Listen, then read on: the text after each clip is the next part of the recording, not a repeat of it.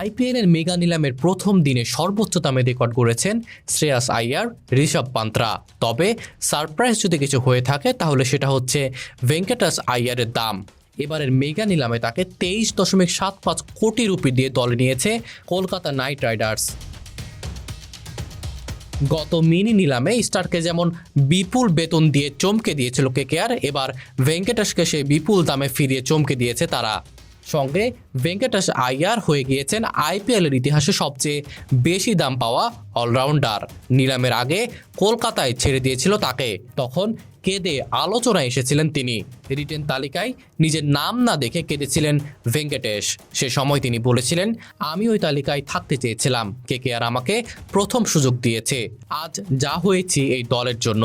কেকেআরের সঙ্গে আমার সম্পর্ক ক্রিকেটের বাইরেও, এটা আবেগের সম্পর্ক, তাই নাম না দেখে কেঁদে ফেলেছিলাম। নিলাম থেকে ভেঙ্কটেশকে দলে নেওয়া হবে সেটা আগে থেকে ঠিক করে রেখেছিল কলকাতা কর্তৃপক্ষ। প্রথম থেকেই তাকে নেওয়ার জন্য দর হাঁকছিল ডিফেন্ডিং চ্যাম্পিয়নরা। ভেঙ্কটেশ নিজের ন্যূনতম দাম রেখেছিলেন 2 কোটি রুপি। কেকেআর এবং লখনউ সুপার জায়ান্টসের মধ্যে দর হাঁকাহাঁকি চলে কিছুটা সময়। রয়্যাল চ্যালেঞ্জার্স ব্যাঙ্গালোর 8,50,00,000 থেকে লড়াইয়ে ঢোকে, তখন লখনউ থেমে গিয়েছে। ভেঙ্কটেশকে নেওয়ার জন্য শেষ পর্যন্ত চেষ্টা করে আরসিবি, কিন্তু গতবারের দল ধরে রাখার জন্য মরিয়া ছিল কেকেআর। সেই দলের অন্যতম অংশ ছিলেন ভেঙ্কটেশ। দলকে ট্রফি জেতানোর ক্ষেত্রে তার ভূমিকাও ছিল।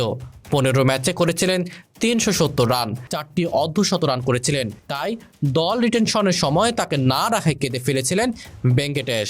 নিলামের শেষে যদিও তার মুখে হাসি ফিরল।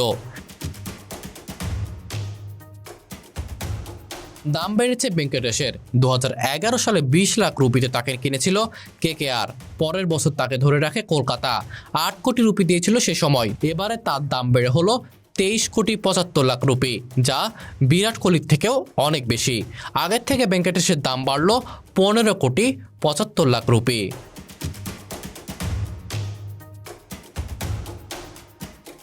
মুন্নার আঞ্জুম রিফাত, বিডি আর্কাইভ।